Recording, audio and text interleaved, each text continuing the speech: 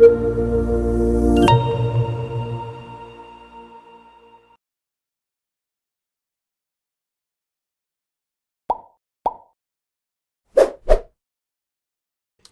rekan-rekan mahasiswa, di video sebelumnya telah kita bahas mengenai perkembangan kesehatan masyarakat sebelum dan sesudah adanya ilmu pengetahuan.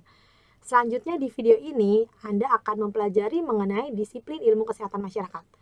Ya, jadi apa saja sih disiplin ilmu yang diperlukan ya untuk mengatasi masalah kesehatan masyarakat ya. Di sini kita akan lihat ya bahwa ketika kita bicara kesehatan masyarakat, berarti kan ada kesehatan, ada masyarakat ya.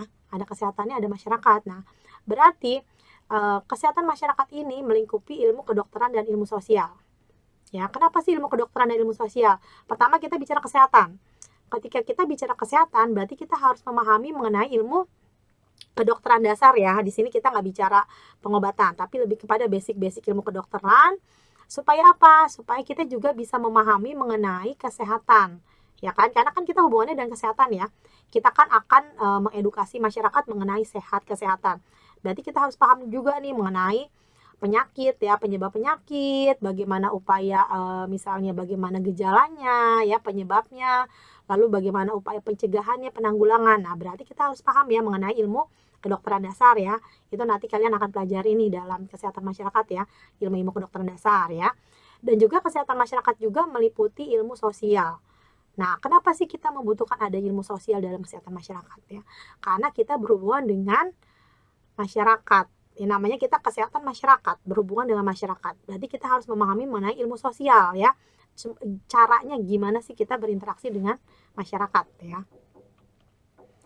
Nah, di sini kita bisa lihat ya bahwa disiplin ilmu kesehatan masyarakat ini sangat banyak ya, sangat luas ya. Jadi tadi kan ada kedokteran, ada ilmu sosial. Nah, apa aja? Jadi kalau di kedokteran itu kan misalnya kalian belajar tuh ilmu kedokteran dasar ya, kayak biologi, fisika, kimia, terus kalian belajar patologi, parasitologi, anatomi, fisiologi, seperti itu ya, itu ada ilmu kedokteran dasar ya. Lalu kalian belajar juga ilmu sosial, ya seperti sosiologi, antropologi, ya, psikologi, komunikasi. Kenapa sih kita butuh adanya ilmu psikologi dalam kesehatan masyarakat? Kenapa? Karena psikologi ini kan terkait bagaimana kita memahami ya, memahami karakteristik dari orang lain dari masyarakat, sehingga kita bisa melakukan upaya pendekatan yang tepat terhadap orang tersebut ya. Lalu kita juga perlu di sini memahami ilmu komunikasi. Kenapa? Karena kita berkomunikasi dengan masyarakat, ya enggak? Kita mengedukasi masyarakat, berarti kan harus bisa ilmu komunikasi ya. Nah, jadi keilmuan tersebut ini kita sebut sebagai multidisiplin. Ya, multidisiplin karena kita membutuhkan berbagai keilmuan itu untuk bisa menangani ya atau bisa melakukan pendekatan terhadap kesehatan masyarakat ya. Nah, kenapa sih kita bicara multidisiplin?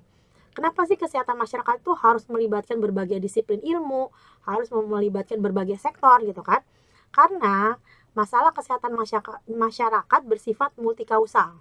Multikausal atau enggak? Multikausal itu penyebabnya banyak ya. Jadi masalah kesehatan masyarakat ini penyebabnya banyak. Maka pemecahannya harus secara multidisiplin ya. Karena penyebabnya banyak, berarti di sini solusinya itu juga harus melibatkan berbagai keilmuan ya. Misalnya contohnya apa? Contohnya kasus gizi buruk ya. Nah, kayak gizi buruk misalnya entah kurang gizi, stunting, misalnya penyebabnya apa sih? Misalnya kita bisa lihat ya, banyak penyebab dari kasus gizi buruk. Mulai dari pengetahuan masyarakat yang kurang tentang gizi misalnya, atau kesadaran sikap masyarakat yang kurang. Misalnya dia tahu loh itu makanan itu apa ya, contohnya misal kayak junk food ya, itu junk food nggak baik untuk kesehatan, tapi tetap dimakan juga, tetap dilakukan. Nah, itu kan contoh sikapnya belum baik ya, perilakunya belum baik ya. Atau terkait dengan ekonominya, sosial, atau kebijakan pangan kah di suatu negara ya, mungkin mungkin mengalami kekurangan pangan misalnya, atau lahan yang kurang subur dan lain-lain ya, yang mempengaruhi tanaman-tanaman yang akan menjadikan kasus gizi buruk tersebut ya. Nah, karena penyebabnya banyak, berarti perlu adanya penanganan multisektor. Misalnya kita bicara masalahnya terkait dengan kebijakan pangan nih, berarti solusinya adalah bagaimana pemerintah mengatasi permasalahan pangan ya kan. Atau dari segi lahannya kita membutuhkan mungkin orang pertanian ya untuk terkait lahan yang subur misalnya. Atau terkait dengan pengetahuan masyarakat, kita memberikan edukasi. Nah, ini kan berarti kita harus melibatkan berbagai sektor ya, ahli gizi, petugas kesehatan masyarakat ya. Nah, jadi penanganan gizi buruk ini harus melibatkan berbagai sektor ya, karena penyebabnya juga banyak ya. Oke, nah di sini untuk penanggulangan masalah kesehatan masyarakat ini bisa dilakukan dengan 4 upaya ya. Jadi mulai dari promotifnya ya, mulai dari promotif, preventif, kuratif, dan rehabilitatif. Ketika kita bicara promotif, misalnya kita bicara kasus gizi buruk ya, promotif dan preventif, apa sih yang bisa kita lakukan? Misalnya kita memberikan penyuluhan ya mengenai gizi seimbang. Kita bicara penyuluhan mengenai gizi seimbang, kita lalu bisa menyediakan ya, misalnya kita bisa mendemokan bagaimana memasak makanan sehat misalnya ya, itu dilakukan dengan upaya promotif dan preventif. Nah, tapi apabila orangnya sakit, misalnya dia udah sakit karena kekurangan gizi misalnya, stunting, gizi buruk, kekurangan gizi, sakit akhirnya, maka dilakukan upaya kuratif ya, dilakukan upaya pengobatan penyakit dan juga dilakukan upaya rehabilitatif atau pemulihan penyakit ya.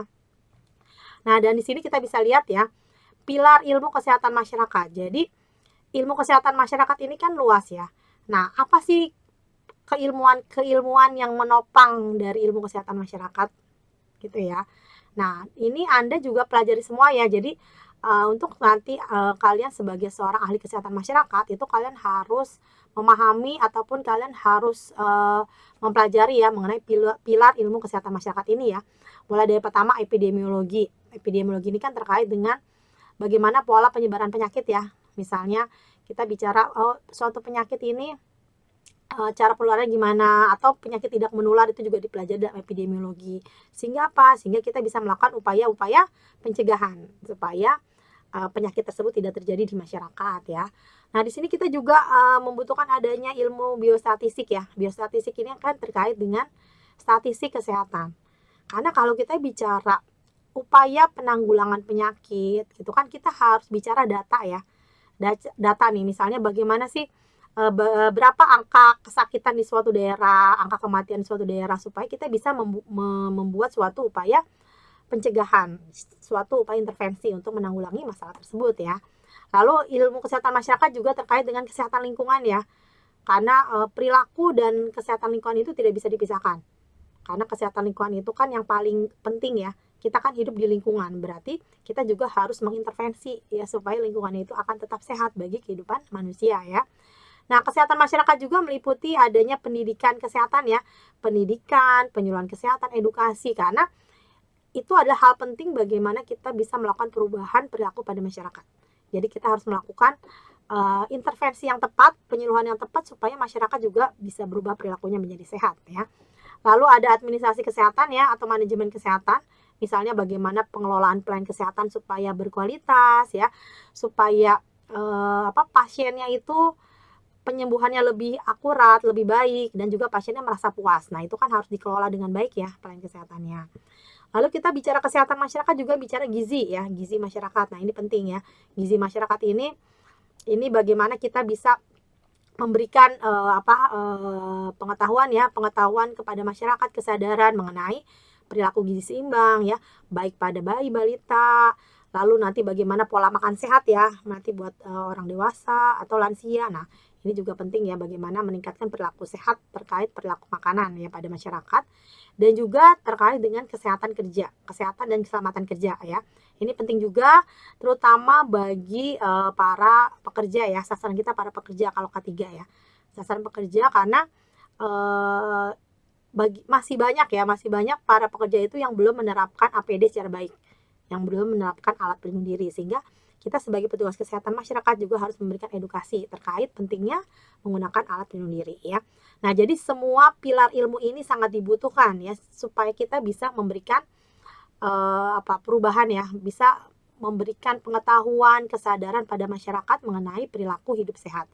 Jadi semua pilar ilmu tersebut kita perlukan, kita perlu kolaborasi, kita perlu kerjasama sehingga semuanya ini bisa bersama-sama meningkatkan status kesehatan masyarakat ya. Ya, baik rekan-rekan mahasiswa, demikian telah kita bahas mengenai disiplin ilmu kesehatan masyarakat. Di video berikutnya Anda akan mempelajari tantangan kesehatan masyarakat ya. Tetap semangat dan sampai jumpa.